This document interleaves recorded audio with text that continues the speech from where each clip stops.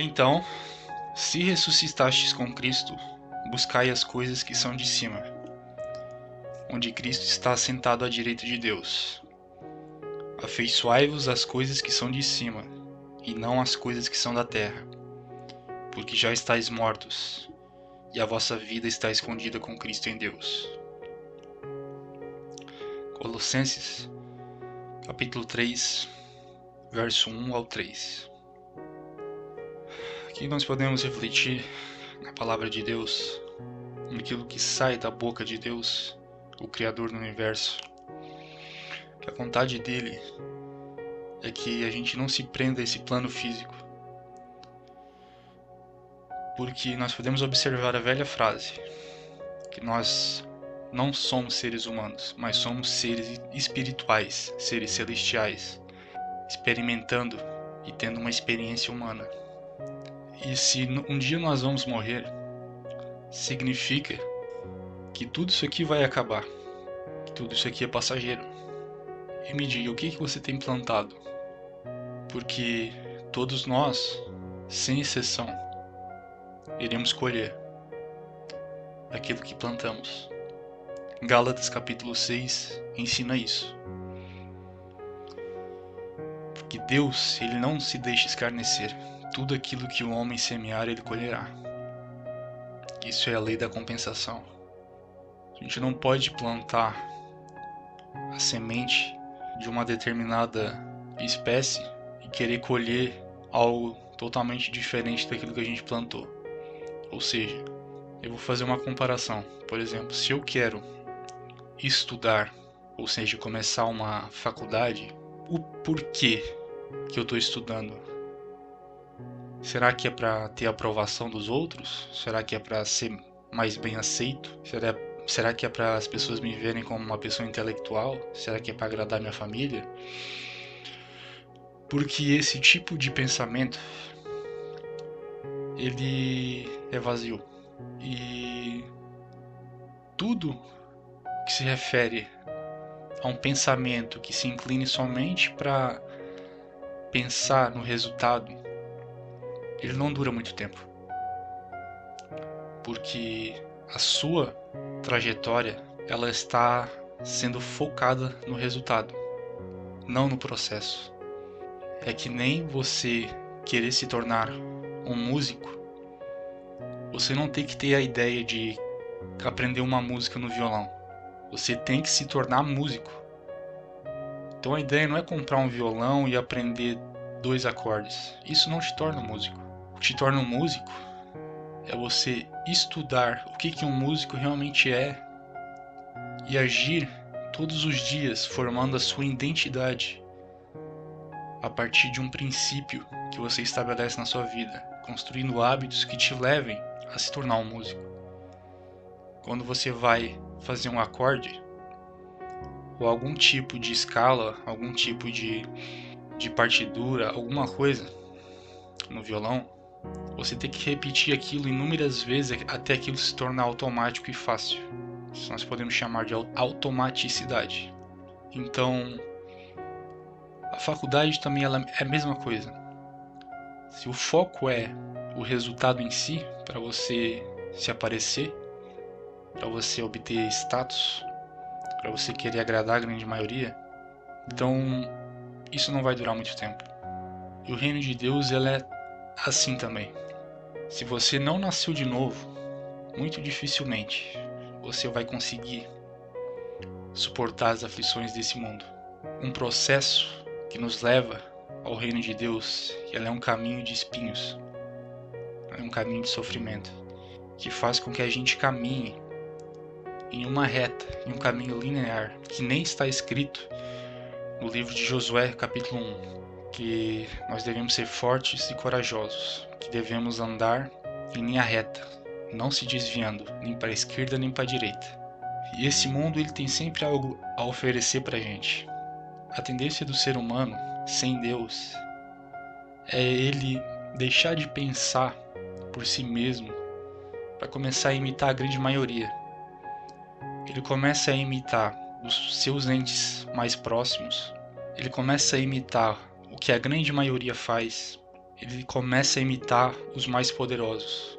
Então, mesmo que você saiba o que você quer, mas se você se basear no resultado, se preocupando com o que os outros vão pensar, ao ponto de fazer aquilo que você vai fazer para simplesmente provar para o mundo algo, então a sua identidade não está baseada em se tornar realmente aquilo que vai te tornar aquilo que você se deseja obter, mas você fica focando não no processo, mas no resultado que isso vai te trazer, para você ostentar e mostrar para os outros que você é bem sucedido. E você pode ver que isso é o que a grande maioria vive.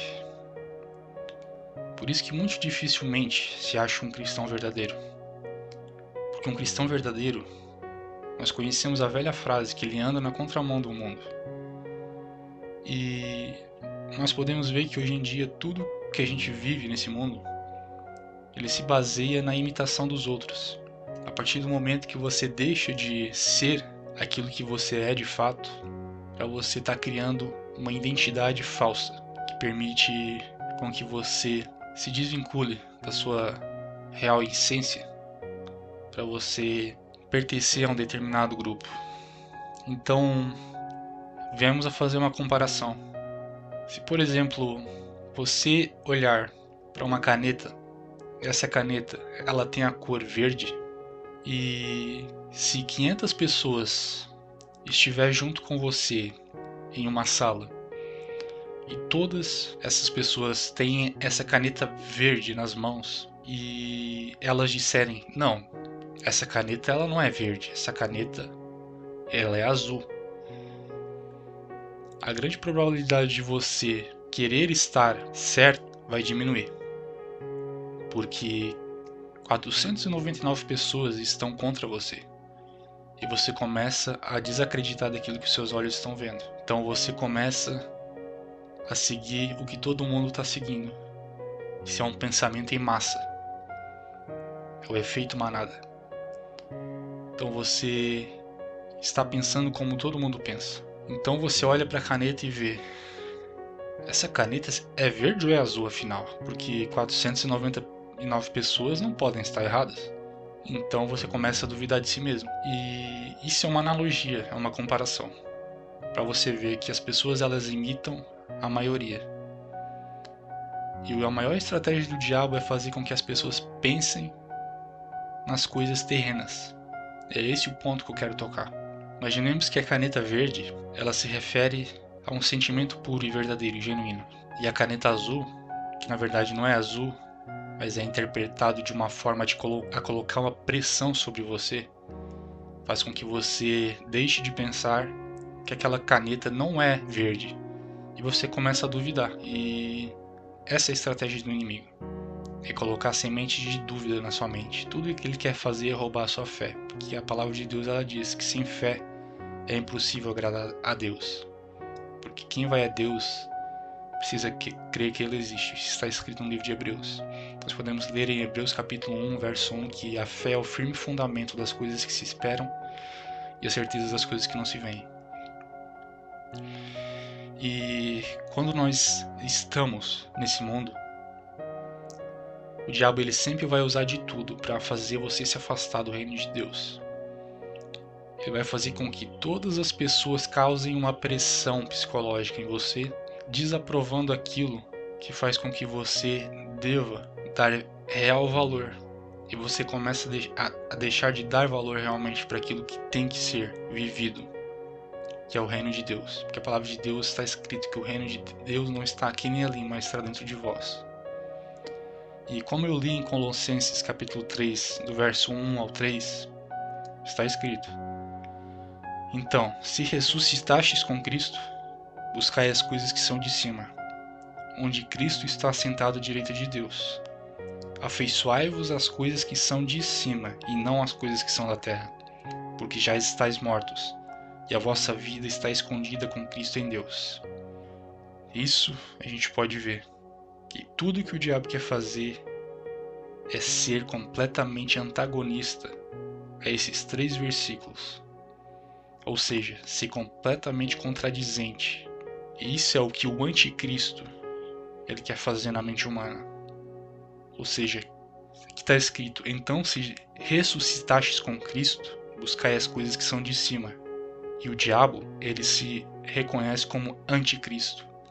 Então, se existisse uma Bíblia, vamos dizer assim, do diabo, o primeiro versículo seria: então se ressuscitastes com o anticristo, buscai as coisas que são de baixo. Mas não, a palavra de Deus diz: então se ressuscitastes com Cristo, buscai as coisas que são de cima, onde Cristo está assentado à direita de Deus. Afeiçoai-vos às coisas que são de cima, e não às coisas que são da terra. Mas o diabo, ele quer o quê? Ele quer fazer as pessoas se afeiçoarem às coisas que são de baixo, e não às coisas que são de cima. E no verso 3 está escrito: porque estáis mortos e a vossa vida está escondida com Cristo. E o diabo, ele quer fazer o quê? Ele quer manter você vivo, a sua carne viva, e a tua vida não escondida com Cristo, mas escondida no mundo, escondida de Deus, fora de Deus. Esse é o motivo pelo qual as pessoas elas não têm a paz, que excede todo entendimento. Em Colossenses capítulo 3, nós podemos entender que no verso 15 está escrito: e a paz de Deus domine em vossos corações, para a qual também fostes chamados em um corpo, e sede agradecidos. A paz de Deus, a paz, ela não significa ausência de problemas, mas ela significa uma paz que em meio ao caos, em meio à tempestade, você vai ter a plena convicção que tudo coopera para o bem. A palavra de Deus, ela diz: tudo coopera para o bem daqueles que amam a Deus e são chamados segundo o seu propósito. E essa paz, ela deve ter domínio em nossos corações. Então não é o mundo que tem que dominar os nossos corações, os nossos pensamentos. Não é porque 499 pessoas vivem de aparência que você vai simplesmente deixar de acreditar que o reino de Deus ele não deva ser defendido. Porque Jesus Cristo ele disse: esforçai-vos para entrar pela porta estreita, pelo caminho estreito, pois ela conduz à vida eterna. Mas a porta larga e o caminho largo conduz à perdição, e muitos são os que entram por ela. Então tudo aquilo que você vê nas mídias sociais, no Instagram, são pessoas que estão se vendendo. Para quê? Para serem aceitas. E elas deixam de pensar por si mesmas e começam a pensar como todo mundo pensa. Então é essa analogia. Você pode ter essas pessoas têm a caneta verde na mão, mas se todo mundo diz que é azul, sabe o que essa pessoa prefere? Ela prefere estar errada, sendo aceita pela multidão, do que ser certa e andar sozinha. Mas aqueles que estão em amizade com o mundo tornam-se inimigo de Deus. Mas aqueles que dizem, vamos dizer assim, que a caneta é verde ponto final, e estão de contra as pessoas que estão dizendo que é azul, Deus está com essa pessoa. Isso nessa comparação, nessa analogia. Então nós podemos ver, a partir do verso 4 do capítulo 3, Colossenses: quando Cristo, que é a vossa vida, aparecer, então também vós aparecereis com ele em glória. Mortificai, portanto, os vossos membros que estão sobre a terra: a fornicação, a impureza, a afeição desordenada, a vil concupiscência e a avareza, que é a idolatria, pelas quais vem a ira de Deus sobre os filhos da desobediência, nas quais também andastes em outro tempo, quando vivíeis nelas. Mas agora despojai-vos também de tudo: da ira, da cólera, da malícia, da blasfêmia, da comunicação obscena da vossa boca. Não mintais uns aos outros, porque já vos despistes do velho homem com os seus feitos, e vos vestistes de novo homem, que se renova para o conhecimento, segundo a imagem daquele que o criou, onde não há grego nem judeu, circuncisão nem incircuncisão, bárbaro, cita, servo ou livre, mas Cristo é tudo em todos. Revesti-vos, pois, como eleitos de Deus, santos e amados, de entranhas de misericórdia, de benignidade, humildade, mansidão, longanimidade, suportando-vos uns aos outros, perdoando-vos uns aos outros. Se algum homem tiver queixa contra outro, assim como Cristo vos perdoou, fazei assim vós também. E sobre todas essas coisas, revesti-vos de caridade, que é o vínculo da perfeição. E a paz de Deus domine em vossos corações, para a qual também fostes chamados em um corpo, e sede agradecidos. Então é isso que eu tenho para deixar. Não se deixe influenciar por aquilo que todo mundo vive.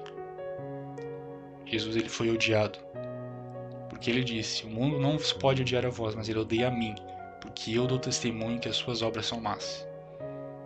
Dê testemunho que as obras das pessoas são más. Por isso fazemos essa comparação. Se a sua caneta é verde, não permita que os outros digam que ela é azul. Você é ou não é do reino de Deus. Você foi plantado não para pensar nas coisas dessa terra, mas nas coisas de cima. E para pensarmos nas coisas de cima é necessário que nós compreendamos que nós temos que nos negar a nós mesmos. E todas as obras da carne descritas em Gálatas capítulo 5, a partir do verso 19, você tem que tirar da sua vida cada obra da carne descrita aí. Que Jesus Cristo lhe disse: se alguém quiser vir após mim, negue-se a si mesmo, tome a sua cruz e siga-me. Pois aquele que quiser salvar a sua vida, perdê-la. E aquele que perder a sua vida por amor a mim e por causa do Evangelho, salvá-la. Pois que adianta o homem ganhar o mundo inteiro e perder a sua alma? Porque o Filho do Homem virá na glória do seu Pai, com seus anjos, e dará a cada um conforme as suas obras. Fique na paz.